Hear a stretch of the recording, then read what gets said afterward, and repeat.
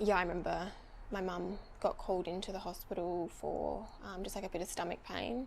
My sister took her there, and I just finished work, and I thought, oh, okay, I'm going to go straight there. So I got her some flowers, and I got there, and I walked into the hospital room, and I was like, hi. And then she just something wasn't right. Her whole demeanour was just not like my mum. And then she just broke down. And she just said I've got pancreatic cancer. And I just almost collapsed, like I just froze, my whole body just my whole world just stopped. What is up, everyone? I am Lachlan Samuel, and this is the Open Up Podcast, the show where real people open up and share real stories of struggle.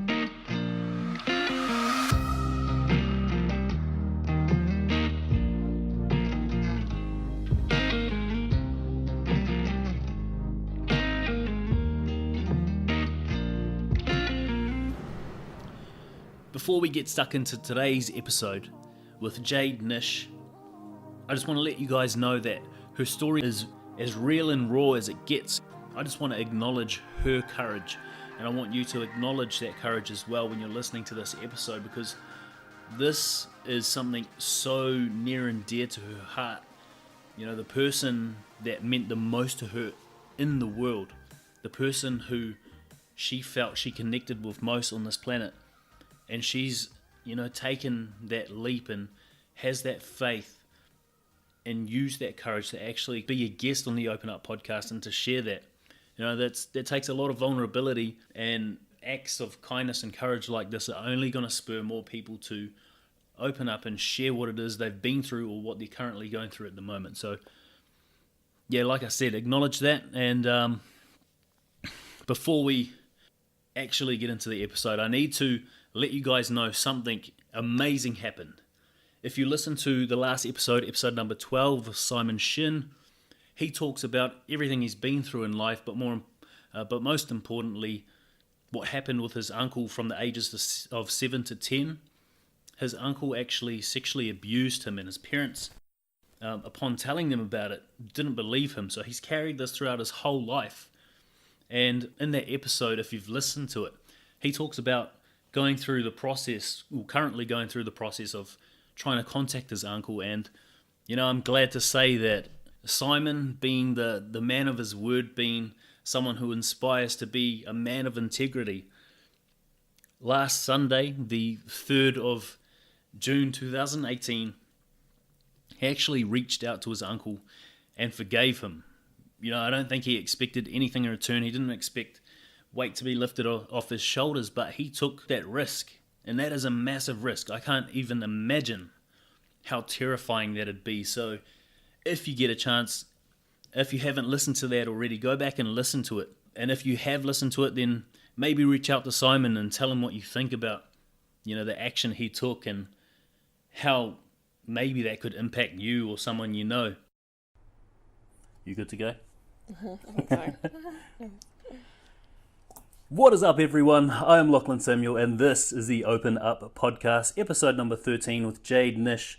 She's a filmmaker and the owner of Jayde Nish Media. Thanks for being here, Jayde. Thank you for having me.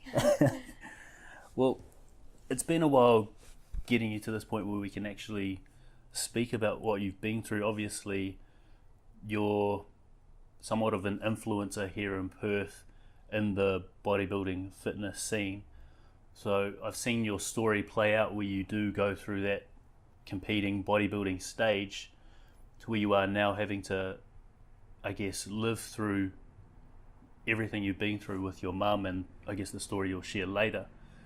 It's been super inspiring, and to see someone in your position opening up or being so open and vulnerable like you have with something as traumatic as that is it's just astounding, and I can't believe that someone in your position is doing it. So I want to thank you for doing that in the first place. And then I guess we'll jump straight into your childhood and I guess how you were raised and any people, influences or events that you feel shaped you growing up. So My childhood, I feel, was predominantly centred around my mum, being so... I didn't have that many friends. I was pretty shy and introverted. I still am pretty introverted as a person. So my mum was sort of like my only friend. I was bullied a lot for my weight and my appearance and, I don't know, all things that kids bully you for at school. So mum was sort of like my only friend.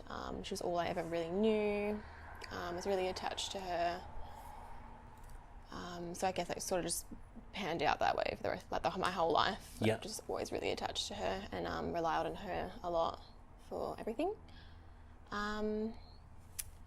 So was she the one you'd run to when you were being bullied, or would you go to her with those problems and there's actually an incident in my school, my primary school. My mum used to work in the school canteen. Oh, okay. Yeah, and there was actually a girl like out in the undercover recess area that was bullying me like at the time, and mum saw from the canteen and came out and like helped me and just stuff like that. Okay.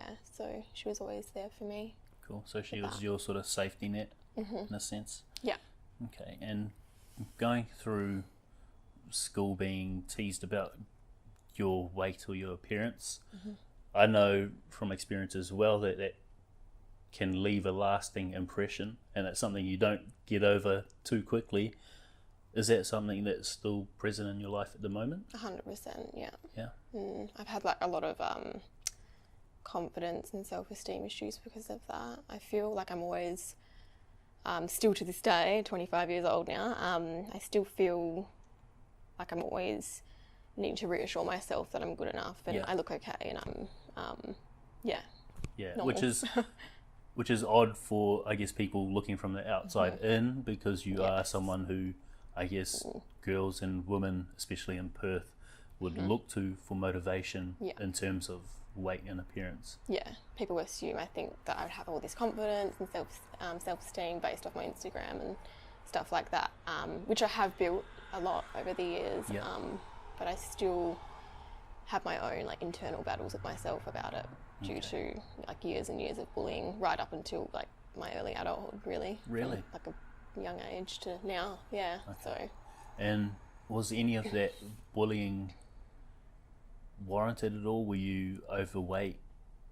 Were you overweight while you're... No, I mean, I have been like through bigger stages of my life in terms of my weight, but as a kid, like I wasn't like overweight, or like I wouldn't say I was big or anything. I think it was just an easy target. Okay. I was very quiet and just wore my heart on my sleeve, as I still kind of do. So yeah. So you're still, like, obviously, I just met you now, but obviously very quiet, soft-spoken. And were you like that through all of your childhood as well? Okay. I was quite a shy child. I wouldn't say I'm necessarily shy now. I'm just very introverted. Like, I just keep to myself, a bit of an observer. Then, And do you feel like you're an observer until you get to know someone well enough to open up in front? Once I start like going, I'm going. Like, just got to open me up, I guess. Yeah. I guess that, do you feel that comes down to trust, being bullied when you're little, not wanting to open yourself up to the right people, to the wrong people? Yeah, I guess you could say that. I think it's like fear of judgment. I think a lot of people would have fear of like judgment and stuff. But as I've gotten older, I don't really care what people think. Just whatever. Yeah. That's cool. And that's something I've noticed recently with your post on Facebook and Instagram. Super scandalous. A bit risque. A bit risque, but no, it's nice to see, especially knowing now that you have had these issues, being bullied for your appearance and your weight, and still carrying them through to adulthood. Now you're 25. Yeah. It's nice to see you having that confidence to actually post stuff like that. Yeah. And do you feel like posting stuff like that is helping your confidence or breaking down some of those barriers at all? Yeah, I mean, like, it's definitely giving me a bit of a confidence boost. But yeah, I don't know. I just sort of, just did it. And just decided it was time to do what you wanted to do? Yeah. That's cool. Oh, I'm happy for you. Thank you. I guess moving on from the bullying you experienced in childhood, when we spoke a little bit earlier, you said at about 14, your parents then divorced.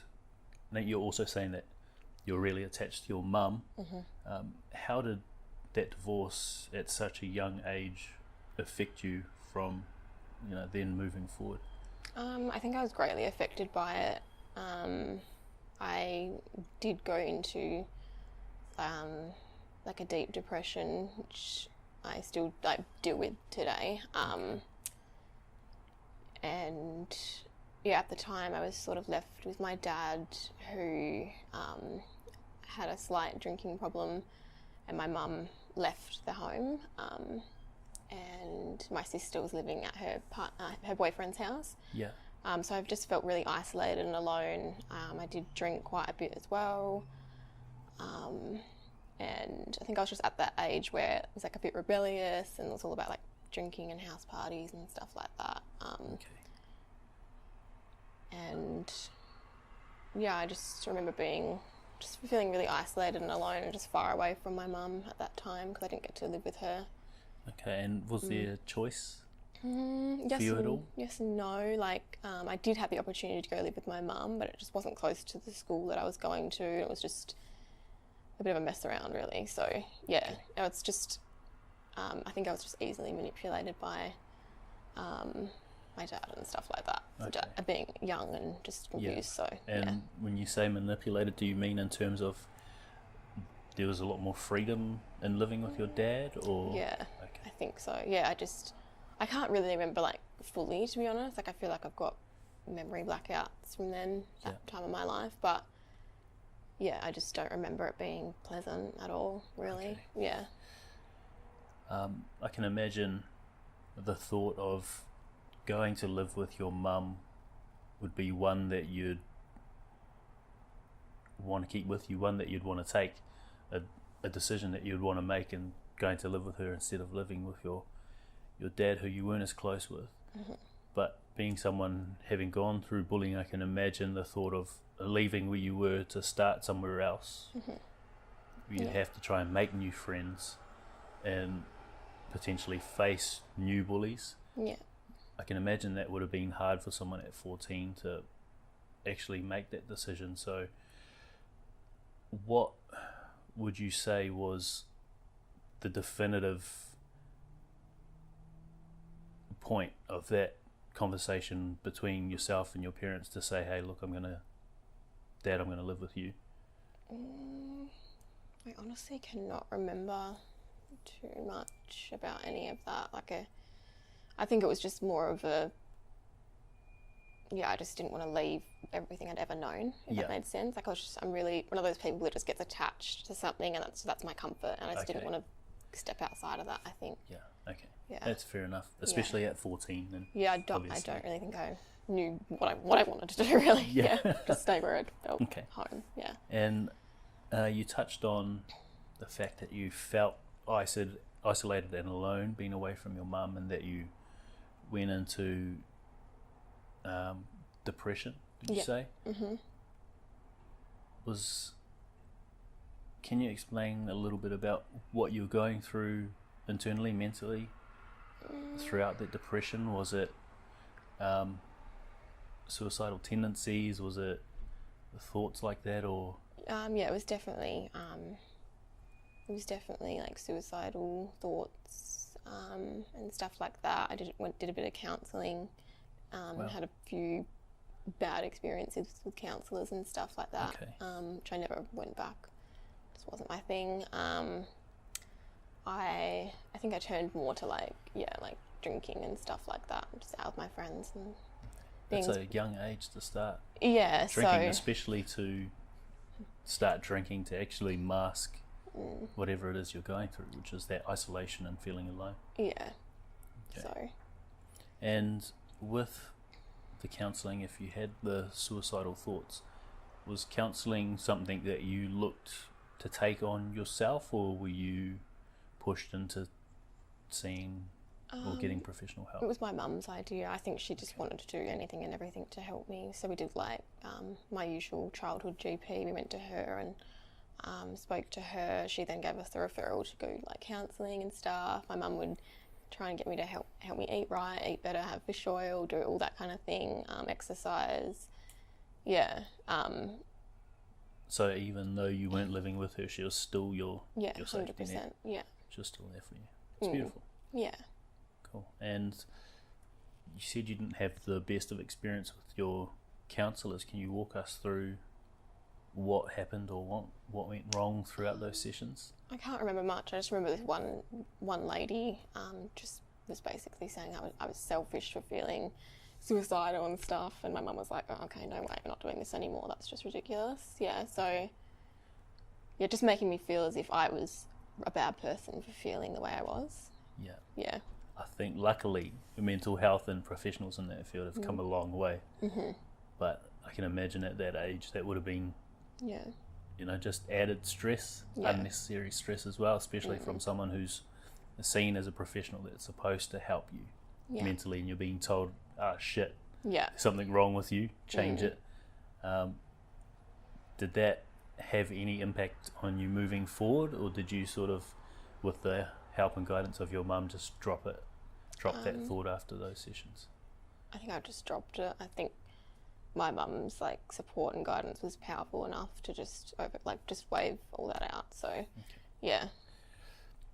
And if we are talking about that period throughout the divorce where you did live with your dad and went through depression, seen a counsellor, and ultimately ended up using alcohol to mask those feelings, how did you end up getting out of that low point in your life?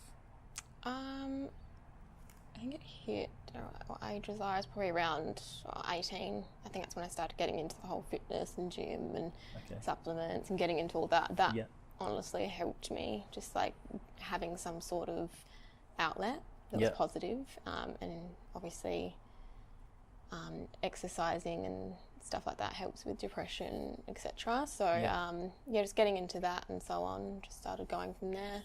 Okay. Yeah. And when you first started, do you remember how often you were working out and what the goals were at that early stage? I can't remember exactly, but I was very gym obsessed. It was just gym, food prepping. But I enjoyed it. It wasn't a chore. I just loved it. Yeah. That's cool, especially for someone who's been through bullying because of your appearance. You've now sort of flipped it and taken on not just the exercising but the nutrition aspect of bodybuilding. Did that, at that point, had that sort of increased your confidence to a point where you're comfortable being yourself? Yeah, I think obviously I started to like the way I looked a bit more and stuff like that, obviously with the physical changes, and then just mentally I just felt fresher and more clear-headed and just better, happier. That's cool. So for anyone going through depression, anxiety, anything like that, any trauma at all, would you recommend them start exercising? Yeah, I definitely think exercise is an amazing way, a great way to, I don't know, cost-effective way to sort of get in a better headspace. Yeah. Yeah, I think the benefits surrounding exercise have been, there's quite a few examples of studies that talk about the release of dopamine, serotonin, obviously, that outlet, like you said. If you are feeling angry or stressed, you have that outlet to actually exert yourself. And then, of course, if you are going down the nutrition aspect, then you have the foods that nourish the body and the brain as well. So for someone going through that, something similar to what you've gone through, is there any recommendation at all on the type of training or the frequency?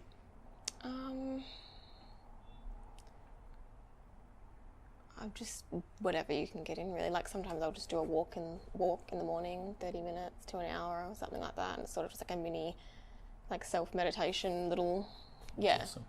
It's cool. Yeah, I think that's another good aspect of exercise as well, is that you're so present while you're exercising. unless you're one of those people that's on their phone on Facebook while you work out. You're so present in the moment while you're exercising that it is a form of meditation, like you said. And you do get to, for that period that you are exercising, take your mind off whatever stresses or baggage you have internally. Yeah. Okay, so moving on from your childhood, the bullying and the divorce, we're gonna get to the story that you are here to share today, which is what you've been through with your mum. Are you comfortable walking us through that story? Yeah. So where would you like me to start? Just I guess start from where you found out. Yeah, okay. Yeah. So it was August of 2016. My mum was diagnosed with pancreatic cancer. So it came as like a huge shock to like myself and my sister and our whole family. My mum was just so incredibly like fit and like did everything by the health and fitness and life rule book, like, you know, no drugs, no drinking. She ate healthy, vitamins.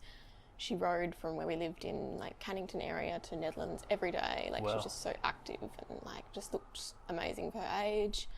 And then I actually remember the day that we found out was I was working at the supplement mart in Coburn, and I was actually prepping for my IFBB competition at that time. So my biggest concern was how much body fat I had, and if I hadn't done enough cardio that day. Like, I just wasn't even in that headspace that this would be happening. So I remember my mum got called into the hospital for just like a bit of stomach pain. My sister took her there, and I just finished work, and I thought, okay, I'm going to go straight there. So I got her some flowers, and I got there and I walked into the hospital room and I was like, hi. And then she just something wasn't right. Her whole demeanour was just not like my mum. And then she just broke down. And she just said I've got pancreatic cancer. And I just almost collapsed. Like, I just froze. My whole body just my whole world just stopped. And I was just like, just completely taken back from it.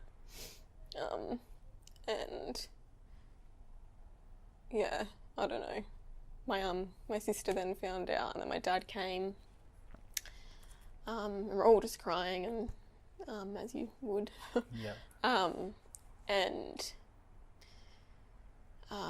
We had high hopes though. Like, she had like a really good doctor, and apparently he was like one of the best. Really good at what he did. She also was eligible for like a new drug trial that they had. Wow. But then in the end, because of X, Y, and Z, she wasn't able to have it. And so when you found out about the cancer, obviously it would have been a massive shock. But what you said, you had high hopes. Had the doctor given you or your mum hope of pulling through at that point? Yeah. He wasn't a man of many words. He sort of didn't say too much, but I just felt like, I guess, you know, you never think stuff like this is going to happen to you. You know what I mean? Like, I just thought, like, no. At least it's probably just like a bit of a wake-up call. Like, you know, she'll get through it. It's probably just I don't know. I guess I didn't want to believe that was happening either. Yeah. And I just thought, she's so healthy and like fit. Like, how does this happen? Like, it must just be, you know, it's an early stage. We can get rid of it. But it just, I guess, didn't turn out that way. So I think my mum's like positivity and just how she was as a person just made everything feel like everything was going to be okay. You know. Okay. So that's. I can imagine that's a lot for your mum to take on, knowing that she has this pancreatic cancer, and then obviously if she would have got the news and then you, your sister and your father get the news as well and start crying, I can imagine that's a lot for her to be able to have to take on, and then to be this beacon of light, to be positive, not just for herself but for you. Yeah. That's a lot, and that's powerful, powerful and beautiful. But I mean, that's testament to your mum and the nature that you talk about, her being positive, that she was able to do that, not just for herself, but for you as well. Yeah. That's a lot. Yeah, she was really brave, and I think throughout her whole journey, a lot of her like bravery and positivity and her hiding probably how she really felt was just to make sure that, you know, we were going to be okay and we could cope and stuff like that. So, okay. Yeah. Can you walk us through what happens from that point where you find out? So you wouldn't, to be honest, she started obviously to lose her hair and stuff like that, but if it wasn't for her losing her hair, you wouldn't even know she was sick. She was going to work full time, she was still you know, doing swimming and forms of exercise. She was just glowing, like she'd go out with her friends, and you just, you know, obviously I would take her to chemo and stuff like that all the time, but you wouldn't even know, you know what I mean? Like it was just, it wasn't affecting our lives and stuff like that. Okay. If that makes sense, sort of, we're just sort of doing every day, and it was just like a part of our life now, but it wasn't like, I didn't understand how it would just felt sort of normal. I don't know, it's hard to explain. I know you said that you didn't think that it was going to be something that would stick around, that your mum was this picture of health, and that you thought, okay, early stages, it's going to be something you can get rid of. Did she feel the same way, or did she express that she felt the same way at all? I think she did, yeah. I mean, every scan result was a bit of like a suspense moment, thinking, oh, has it grown, has it spread? We'd obviously find out like every few months or so. And it would always come back fine, like it hadn't spread, it was contained, it was there, you know, it hadn't gone anywhere else or anything like that. And then, I can't remember exactly when, but we did hear at some point that she might highly likely be like a long-term cancer survivor for that particular type of cancer. But it, that all, I guess, fell through. It didn't really, Okay, and I guess moving on from this point where your mum's still going out, she's still enjoying her life, still glowing, like you said, and not really understanding now how it could feel so normal. Could you, if you're comfortable, share with us what happens after that point? So it just sort of got to a point where she just sort of started to slow down a bit. Things physically, or? Yes, physically. Things just became a bit more of an effort for her, and food just tastes like cardboard, and like just stuff like that. Just everything just sort of became not pleasant. And then it was the last scan results that we got back, and I remember meeting her.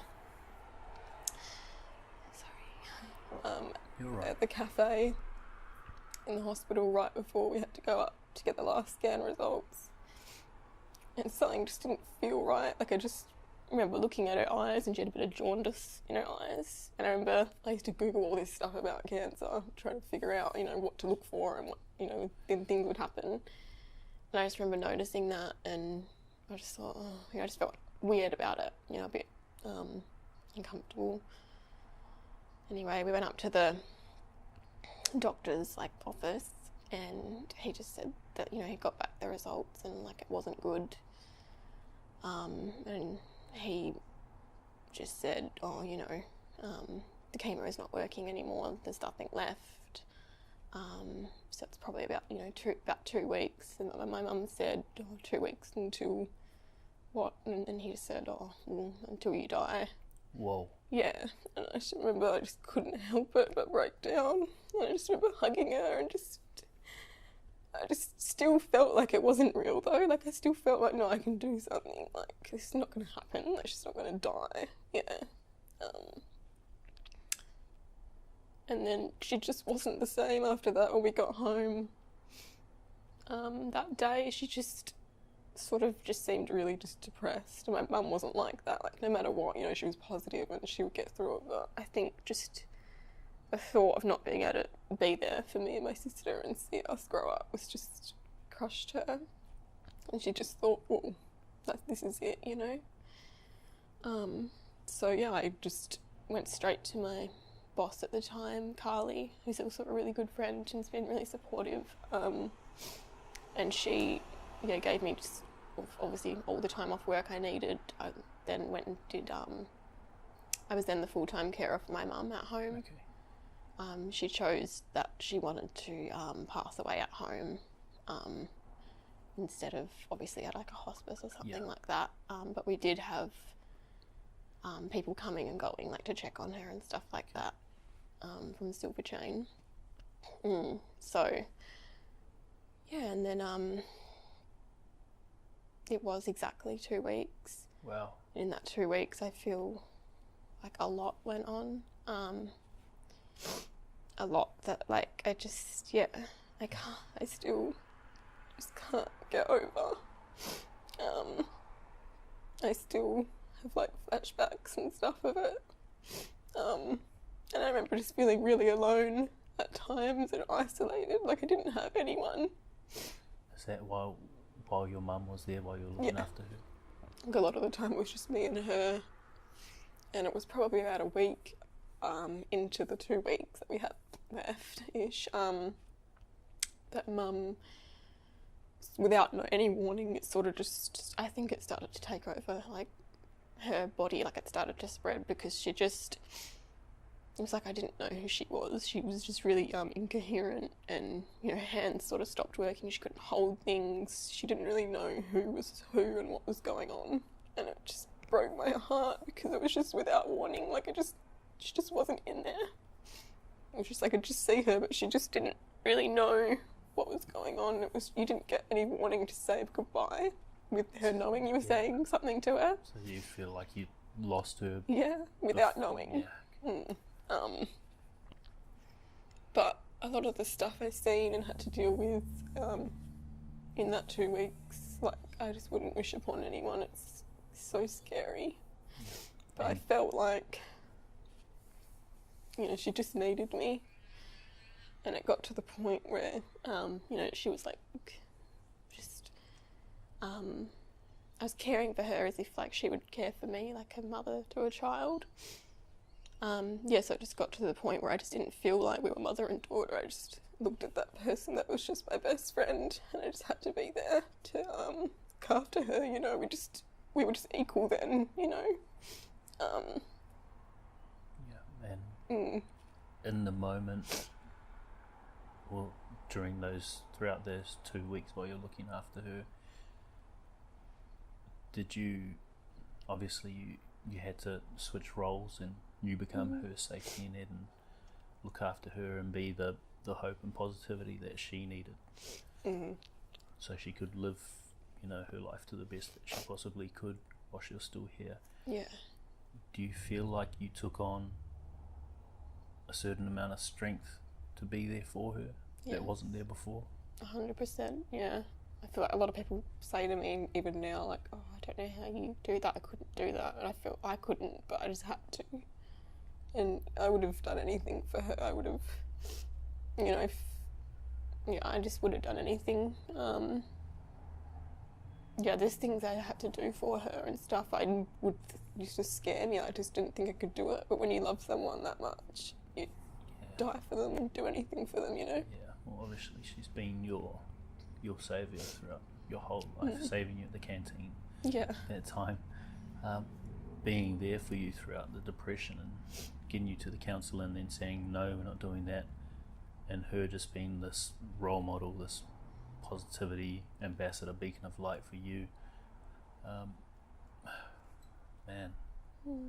can imagine that would have been hard, but obviously nothing else would have mattered to you in those last couple of weeks with your mum, because she was the most important part of your life. I can imagine that would have been hard especially all the stresses that you would have had to deal with. Were you going through, obviously you had depression when you were younger, did you have a sense of that depression creeping back in, or anxiety during those final 2 weeks, or were you just so present in the moment, being there for your mum, that you didn't have time for that? I feel like it was a bit of both. I think I was just so, I don't know what it was, I think I just felt just devastated that this was happening and I was losing her. So I guess I was just down, obviously, about that. My anxiety was quite extreme, just because when she started to lose her mind a little bit, she would hear things and think people were in the house, and she'd see things. My anxiety would just, I couldn't sleep, I was just exhausted, and Wow. it was just so just hard. Like, I can't even explain, like, just yeah, like I had her like collapse on me, and just trying to I was always just anxious. Like, I would just peek my head in her room to see if her chest was still moving. I was just so anxious I'd wake up and she'd be dead, you know, like I just didn't know. And if that was the case, I just have to ring the silver chain people. You know, it was just all, I feel like it was just all on me. Yeah. And was it just primarily just you and your mum? We did, yeah, it was just us living there. My sister was there to help and stuff as well, but not full time, just came and went and go, like came and go, yeah. And my dad wasn't really too present, and it was only in the last probably 3 days that my partner Adam came and stayed with me, just because I was just scared and just needed help. Like, I couldn't lift her anymore myself. She was so heavy, obviously, like a human body, full weight, you know. Yeah, so. Okay. But other than that, it was just us. And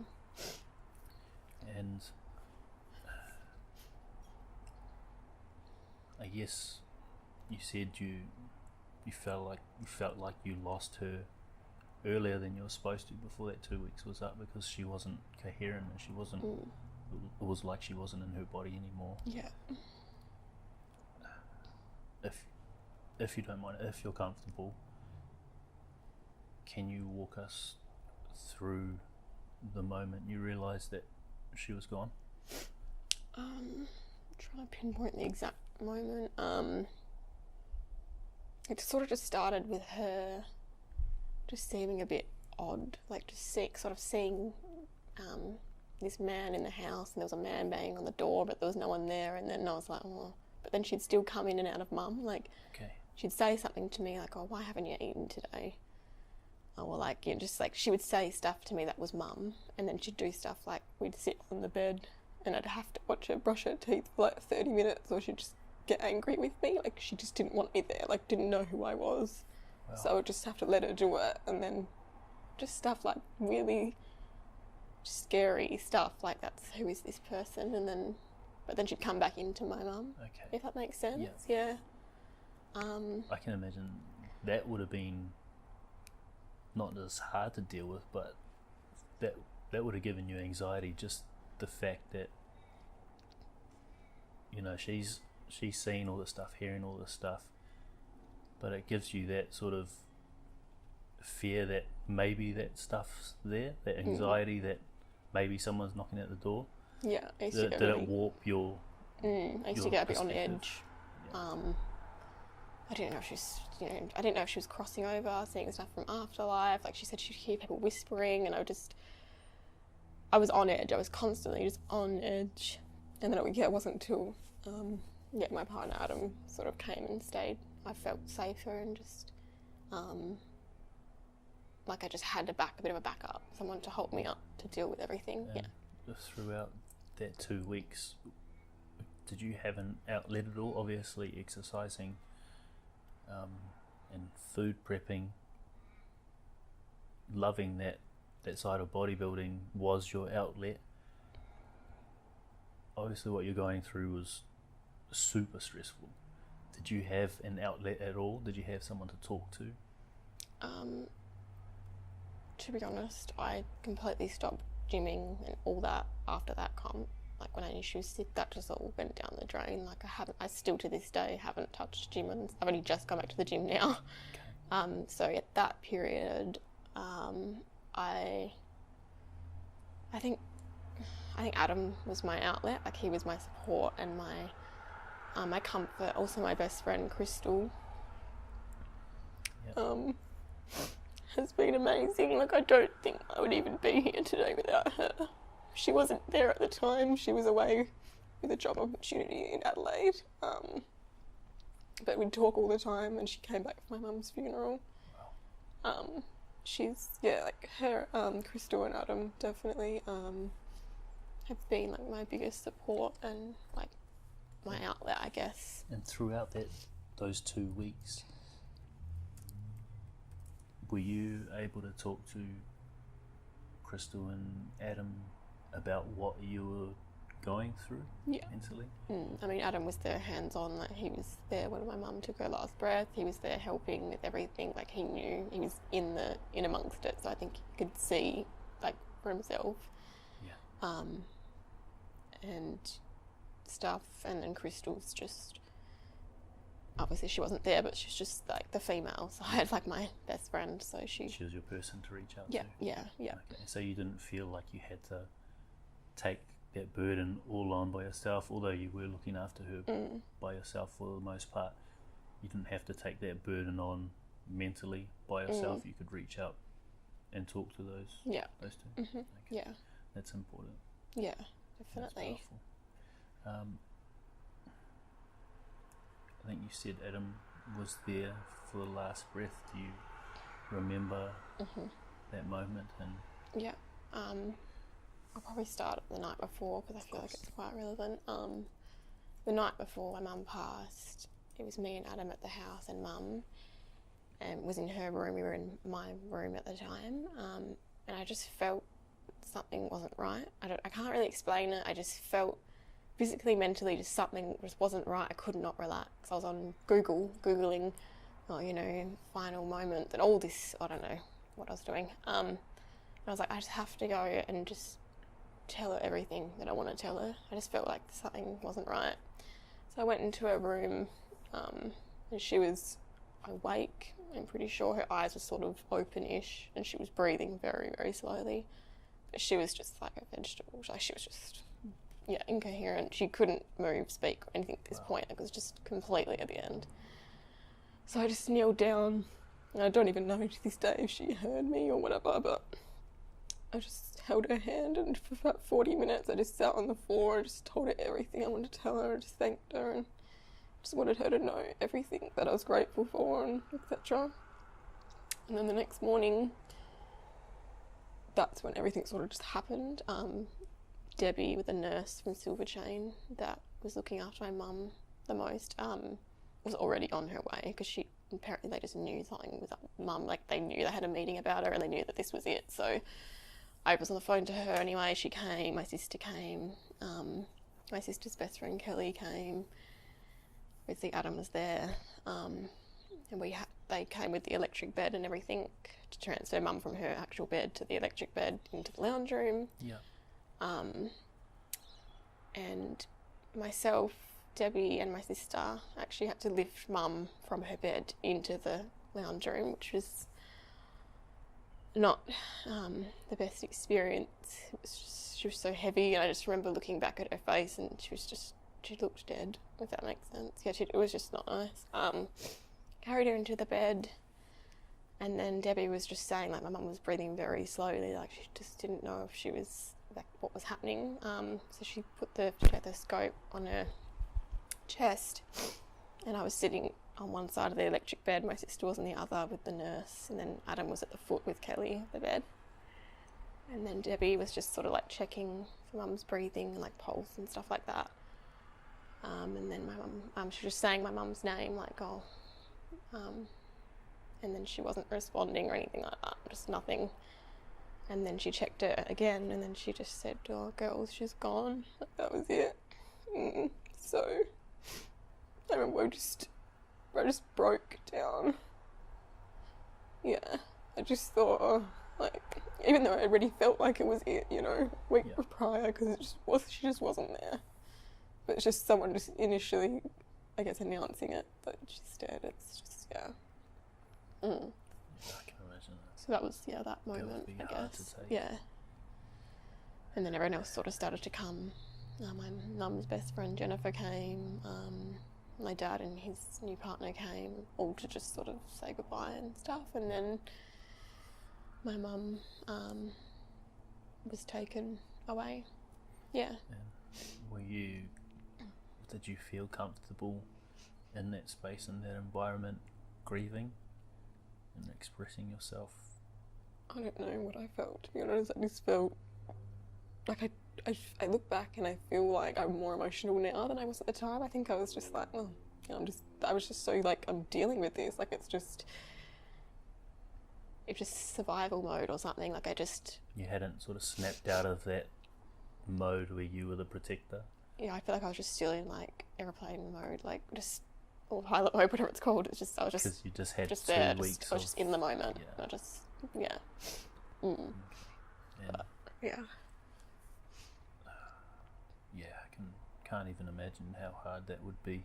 Mm. Not only to learn that your mum had the cancer in the first place, but to be told that it's 2 weeks and then to have to look after her predominantly by yourself. Mm. And being this positive light for her while you are feeling like she has been taken from you. How did you cope with losing your mum from that point forward? I think like right as it happened, right after was more just like I was drinking a lot more and stuff like that. And yeah, just like quick fixes, like drinking, a few like party drugs and stuff like that, which I'd never had before that moment. And I can't really remember, to be honest, everything. I just remember being really lost. I just felt like I'd lost everything I'd ever known, like my home, my mum, my best friend, my way of living. I couldn't concentrate on anything. I just felt, I don't know how I coped. I guess I had obviously the support of Adam and Crystal and whoever else. So yeah, it was, I think, like the people around me telling me that it's normal to feel this way. Like I'm not, there's nothing wrong with me. Just keep going, etc. Yeah. That's really important as well, to have that validation, or to have people let you know that it is okay to grieve, to feel sad, and to let it out. Because if you don't let it out, you're going to harbour that, and then you're going to end up using something else, like the drugs or alcohol, to mask. Now you said you feel more emotional now than you did then. Well, looking back, and that's how it feels. But did you actually allow yourself to cry and grieve for your mother? I think once you had snapped out of that survival mode that you said you're in? I think I used to try and hide a lot of it because I didn't want to feel like a burden. I feel like I was trying to speed up my grieving process. Okay. I don't really know. I think I was just scared of losing other people by always being depressed and down and just mopey and like not the most pleasant person to be around. I just didn't want to lose anyone else. So, which is a tough position to be in itself. Yeah. So I feel like a lot of the time I just had to pretend, like everything was okay or whatever. Okay. But it's the only, like now I feel like, oh, too bad if I need to cry in the middle of the shopping centre because I've just seen something reminds me of her, I'll do it, I don't care. Yeah. That's important. Yeah. Now you said you did use drugs and alcohol after it, and that you didn't feel like you could, or you didn't want to be that mopey person who was a burden. Did you use alcohol and drugs while you're with those other people so you could mask what you're going through mentally, or was it largely using it by yourself? A bit of both. I feel like alcohol would give, like, it would used to sort of relax me and then like give me obviously a bit more confidence and stuff. I just felt shit house. Like I don't even know how to explain it. I just felt shit. And at this point, just still weren't exercising or eating well at all? No, I feel like I lost quite a lot of weight from stress and just not eating. Yeah. And yeah, I was not into the gym or anything. I think my partner Adam would say, oh, let's go to the gym, or you should go to, like, obviously trying to motivate me, get me on the right track. Obviously, like I said before, exercises helps with like depression and stuff. But I just had no interest. I was just like, not feeling it. Like I have to do it on my own terms. Does that make sense? Yeah, my own timing. Yeah. This, I know you said you've been on a hiatus from the gym since you found out about your mum. I think, like you said, your only worries at that point were your body fat percentage. And finding out about your mum, something so important, that the love of your life, your safety net, your saviour, was going to have to go through something like that, and that you could possibly lose her. Finding that out at a point in time where gym was everything to you, aside from your mum. Do you think that your hiatus from the gym has been tied to that at all? Correlating those two at that point in time? Yeah, I mean, I think I just realised that there's a whole other world out there. I think I don't blame myself for being so gym obsessed. That was my escape from, obviously, that was my outlet from other things. Yeah. And then obviously finding that out about my mum and going through that, I just realised that there's so much more out there, and so much more to life and things to worry about, and you know what I mean, things that are more, I guess, important to me now. Like I don't know, I'm just a completely different person to who I was a year ago. Like I feel, what way? I'm just a lot stronger, more mature. I just have different interests. I'm just don't give a shit as much about the wrong things I shouldn't. About what people think of you? Yeah, or I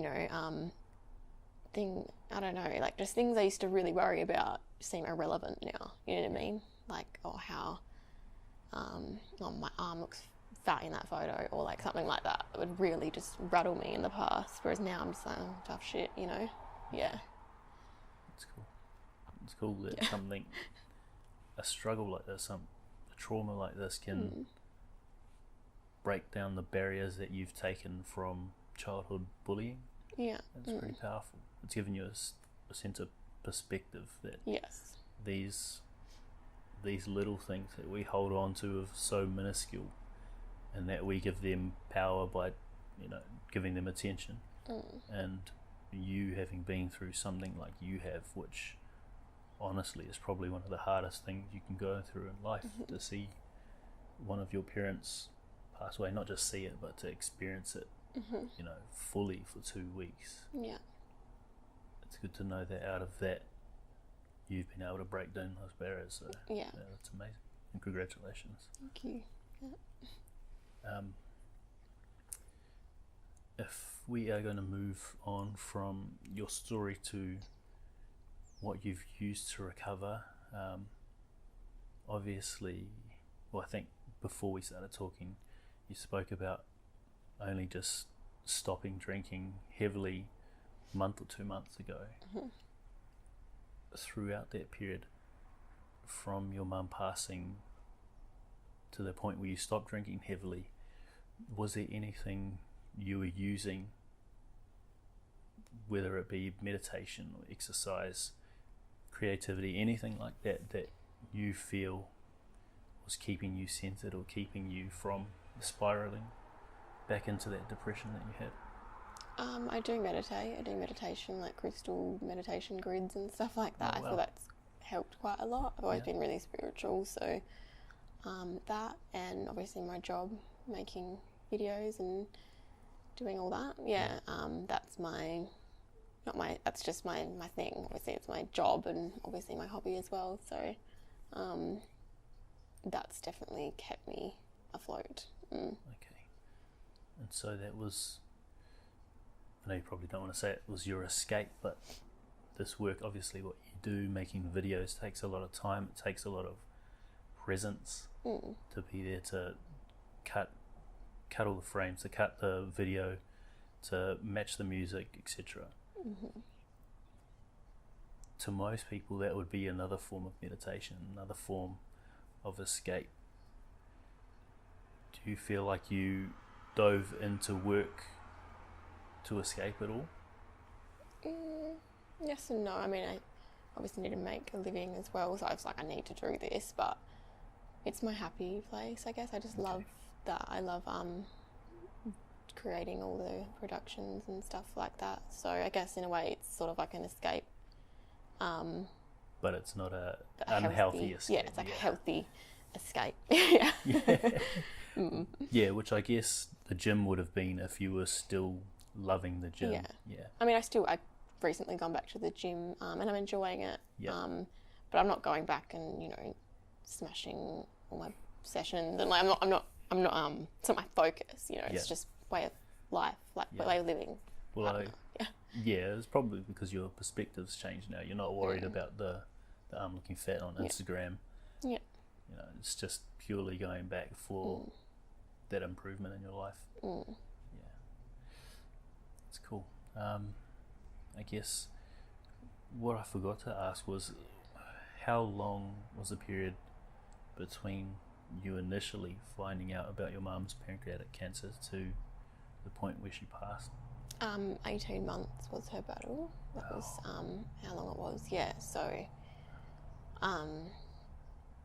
was all sort of fine-ish up until probably like a month until she passed at the end. That was like probably the most hardest and like gruesome, I guess, and like the things that you could just really confronting and like what you would, I guess, expect it to be like the whole time. Is that because of the change you saw in her physically? Yeah. And just even like mentally, like she was just always so positive, like you just wouldn't know, she just acted like it was just, that's it, like just get on with it. Like it was just seeing my mum like be quite depressed or like down or just crying and not motivated. It just wasn't her, and I just felt, it's just hard. Yeah, I can imagine. That's 18 months is a long time. That's obviously, like you said, you didn't feel like it was real, that you felt like you could get through it because your mum was being so positive and uplifting. But I can imagine there would have been this sense of anxiety, whether that was, subconsciously, like, oh, maybe something bad's going to happen. Yeah. And to have that for 18 months is a lot to deal with. Yeah. I feel like it,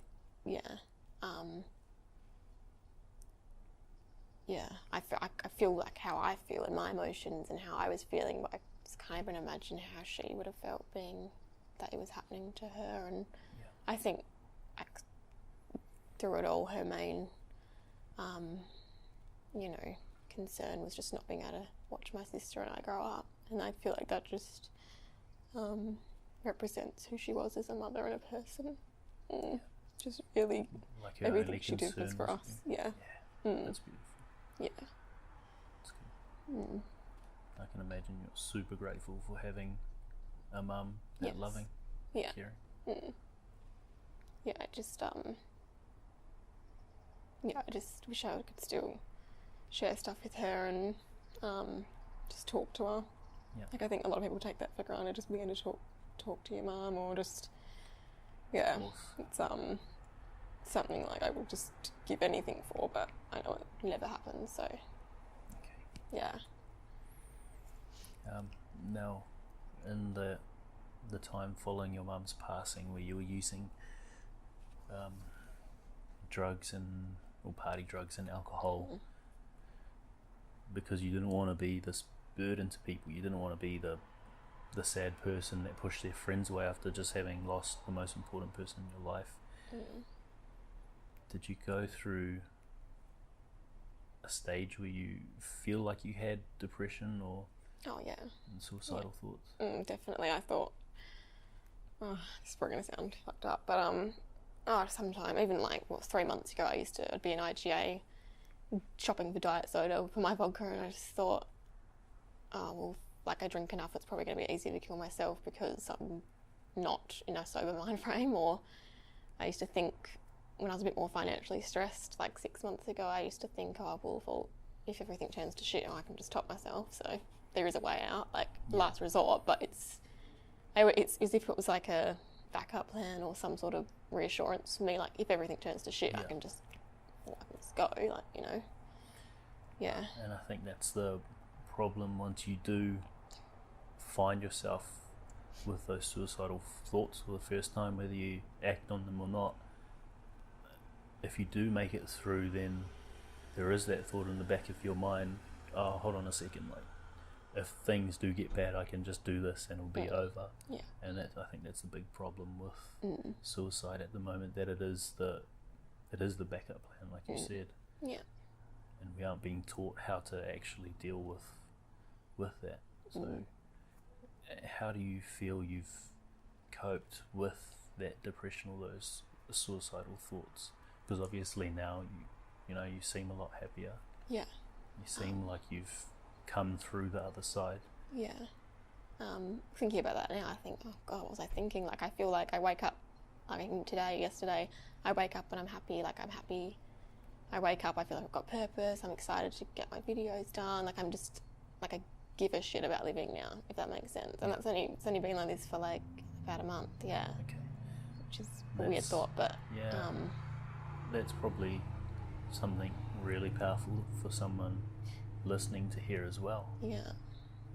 But especially someone who's grieving the loss of a loved one, to know that even though you've lost someone, they might be the most important person in your life at that point, but that sooner or later, if you work at it, if you just keep living your life, if you don't let depression and the suicidal thoughts take over and act on them, that one day you will wake up, and you will wake up happy with purpose like you do. Yeah. Yeah. I think I've actually been writing down every day 3 things or whatever things have made me happy or grateful for in that day. I feel like that's helped. How long have you been doing that? It's actually my partner Adam's idea. He heard it off a podcast or That's something. So cool. Yeah. And he said he was going to do it, so I was like, I just really started doing it too, and actually it has really worked. I feel like that's who I used to be a lot of the time. I just appreciate all the simple little things in life, like my mum did. And I think I lost that for a bit because I was so focused on this huge thing that had just happened, and then getting back into that headspace, just appreciating the little things and, that I might even take for granted now that someone else might not have, and then just little bit by little bit each day I've become happier and just more grateful and positive. So cool. Yeah. And when are you doing that? Are you doing that when you wake up? Just when I remember, really. Okay. I might be answering emails and halfway through, or just, I'm just going to do this, or end of the day, whenever, really. Yeah. It's real powerful.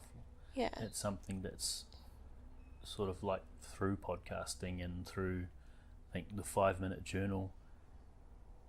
When you do find gratefulness, I think the saying is, where energy flows, attention goes, something like that. Yeah. So if you are taking that time out to be grateful, to think about what in your life you should be happy for, then obviously you're taking away that negative energy.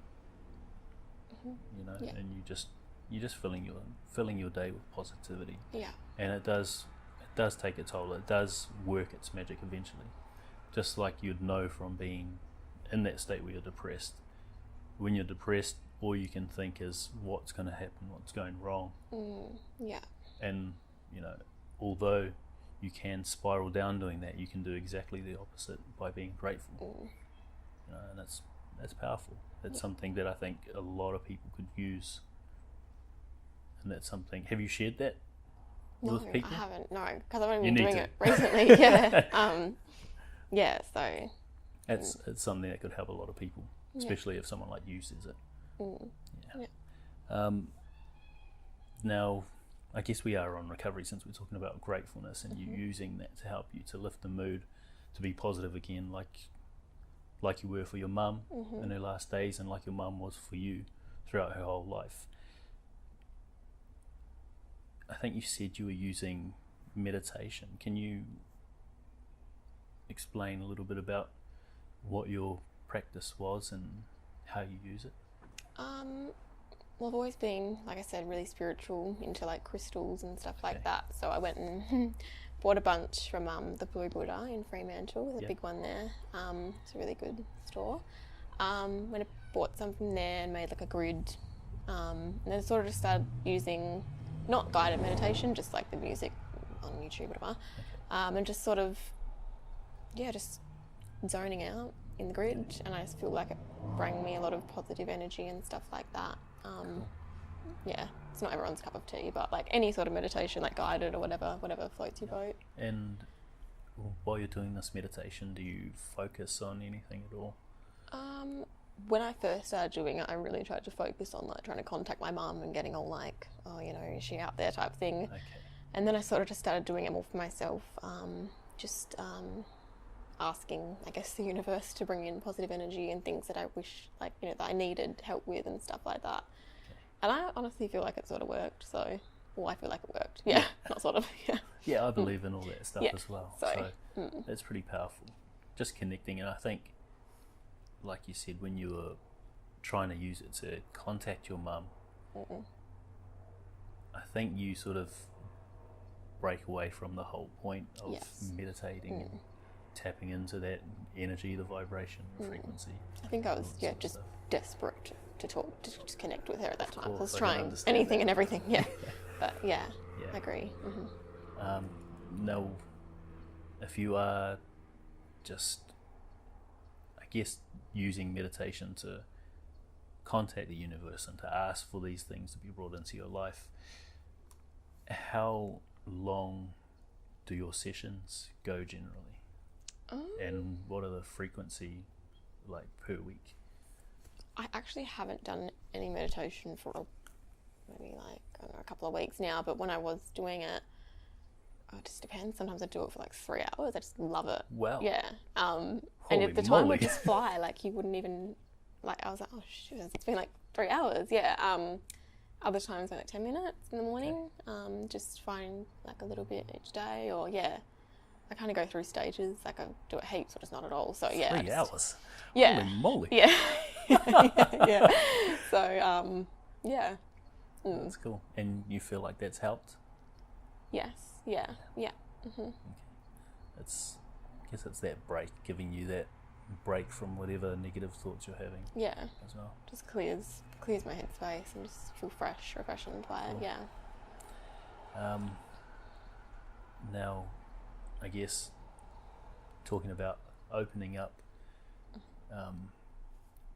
were you comfortable, or have you been comfortable lately of opening up and talking about what you're feeling, and obviously talking about your mum to Adam, Crystal, and the other people that are close to you? Yeah, I mean, I don't talk about it as much as I did. I feel like I used to feel kind of guilty for even thinking or saying this, but I just was trying to kind of shut it out for a while, just so I can get on with my life. I feel like I used to just obsess over it. It's all I'd think about, which is hard not to. Yeah, but of course.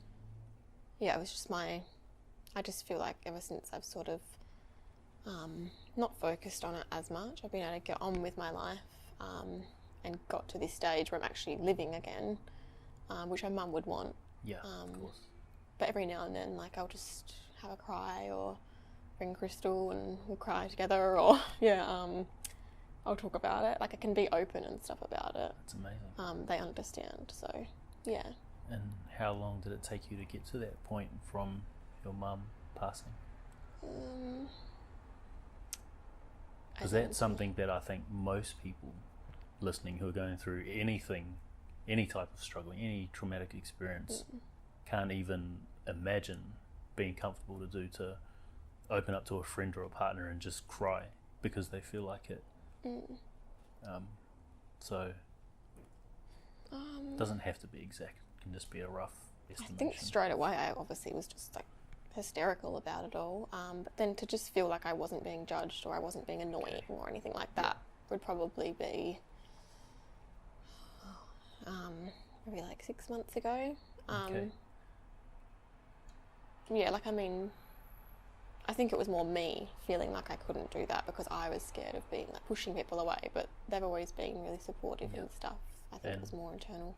And looking back at that, knowing that maybe it was you that was scared of pushing people away, do you think if you would have opened up like you are now from the get-go that you would have pushed those people away, or do you think that they would have stuck around because they loved you enough and cared about you enough?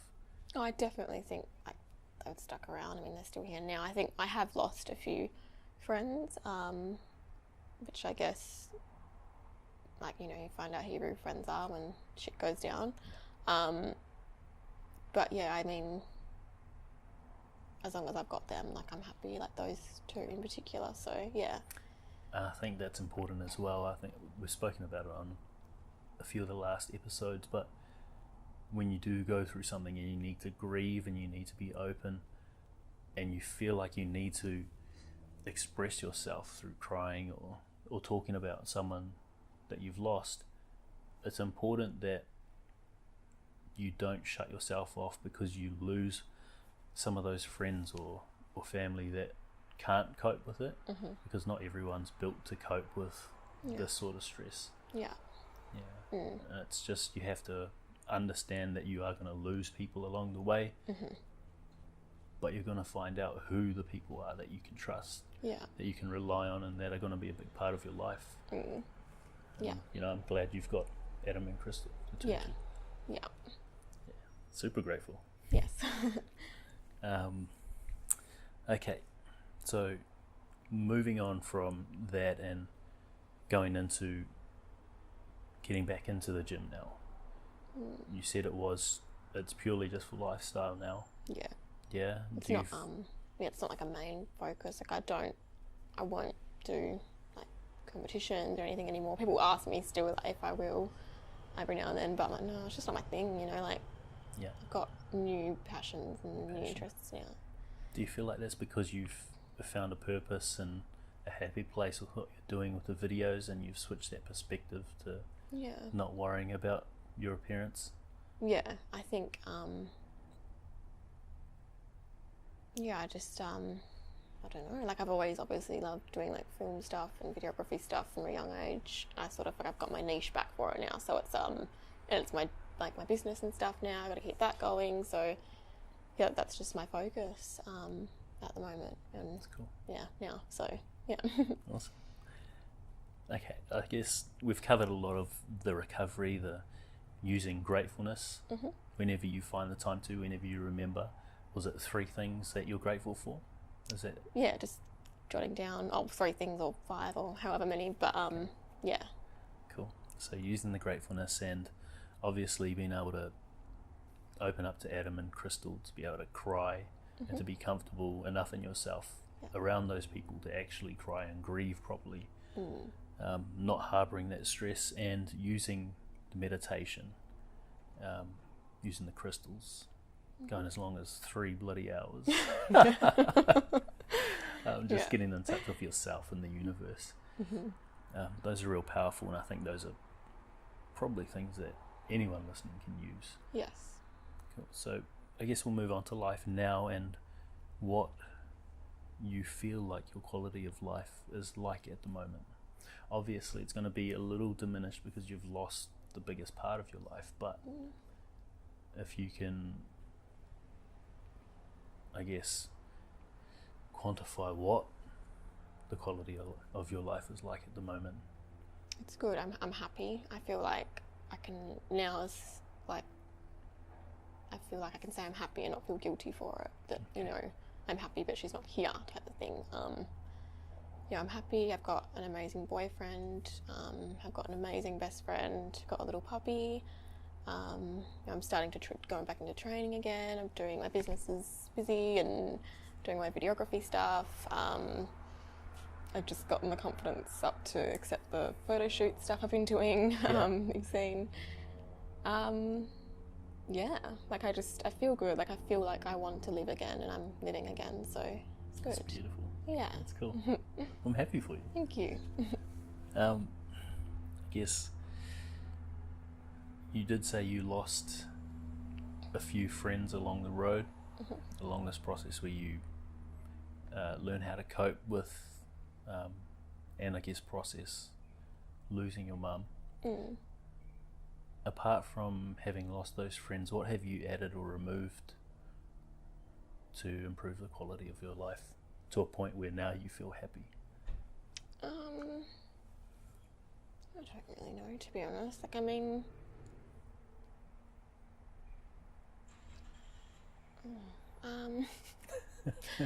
I guess we've just sort of drifted. Like, it's not like I lost them, we're on bad terms or anything. I've just sort of got a small circle now. Like, Okay.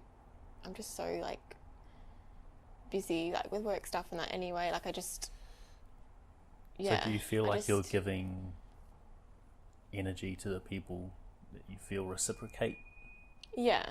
that love and energy? Yeah, like I feel like I've got all I need, really. Like I don't really, need anyone else. Like if someone else comes along, wants my friend, great. But like I don't need, you know what I mean? Like Yeah. I'm content, like I'm satisfied. So yeah, That's so cool. yeah, I feel like I've got all I need. yeah. Did you ever think you'd say that when you were grieving? No, like No. I feel,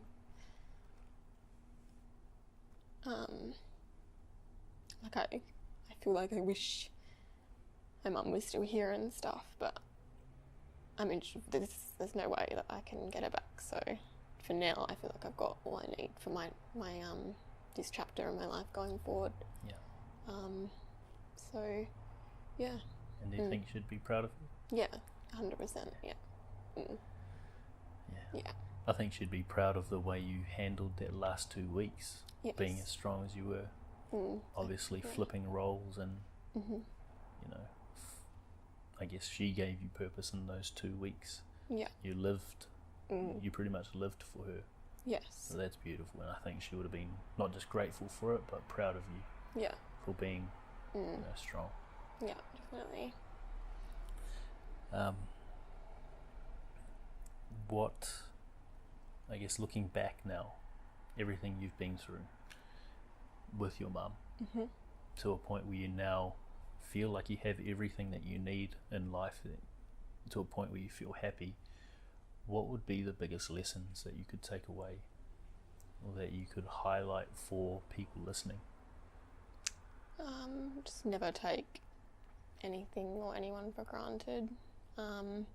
Life is too short, and yeah, just appreciate what you have before it's too late. Okay. Yeah.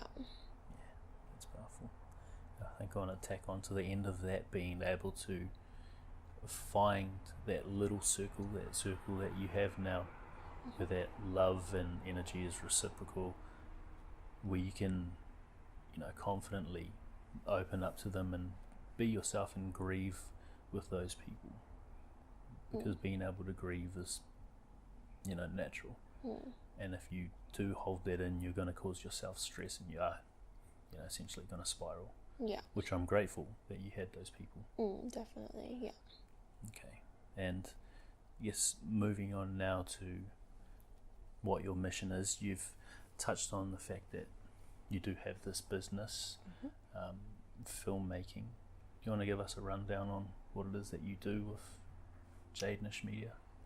So I'm just a freelance videographer, and I'm self-taught as well. YouTube?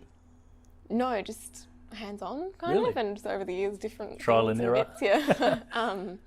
Yeah, so ideally I wanted to like film directing and stuff like that, like later down the track. Yeah.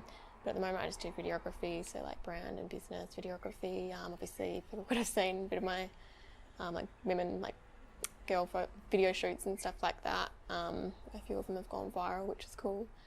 Those are a bit risque as well. Yeah, a little bit, yeah. But they're popular, so Yeah. that's good. Yeah, so just doing that. Okay. Yeah. And I think we were talking a bit before as well. You did some work with Callum Van Mogga. Yes, I filmed Callum. Yeah. He's cool. Yes, he's amazing. Yeah. He's probably one of the funniest bodybuilders Yes. that I've ever watched. Yeah. It's awesome. It's cool that you found something that makes you happy, and not only does it make you happy, but you're putting the right feet in front of each other to actually take steps towards, reaching those higher level people, towards reaching your goal, which is to, move towards that film directing. Yeah. Obviously, Callum having filmed this movie that's going to be where he's going to be portraying Arnold, just putting yourself in that position and you being in this mind frame where you are happy, you're putting yourself in a position to connect with these people that can eventually get you to that, space where you are film directing. So, if you aren't already, I think you need to be proud of what you're doing and the direction you're taking. Thank you. Yeah. Now, what?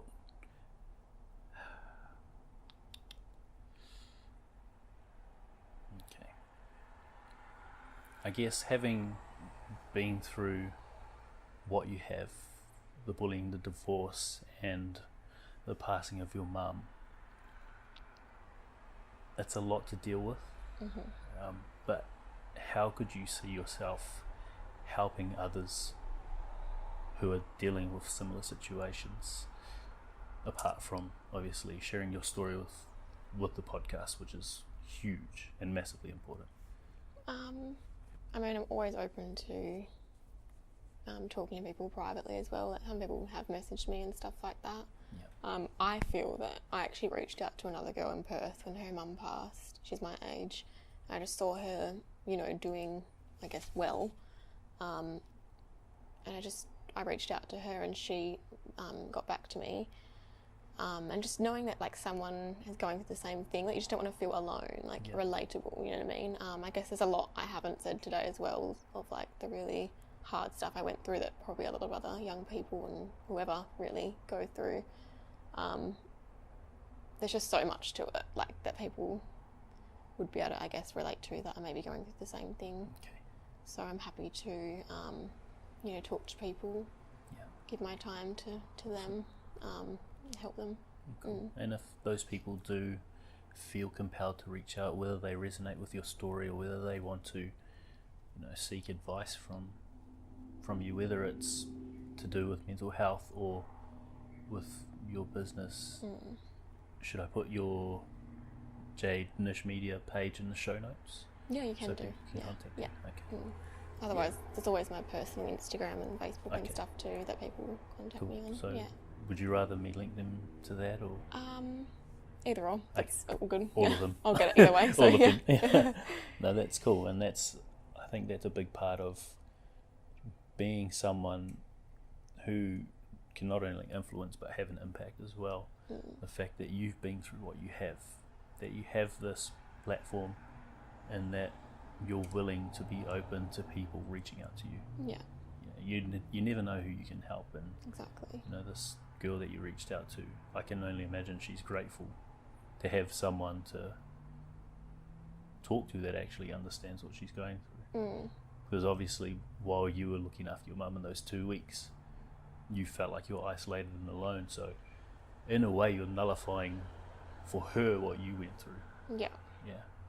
Which is beautiful. And you really need to be acknowledged for that. Thank you. Okay. 2 more questions. If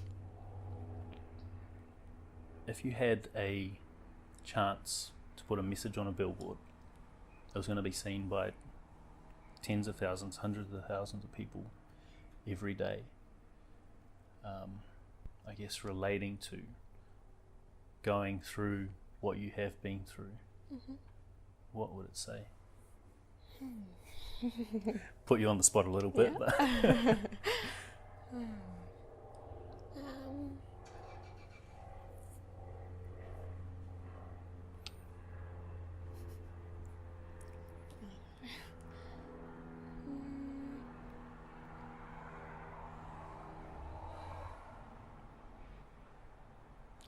But I think now you have put me on the spot.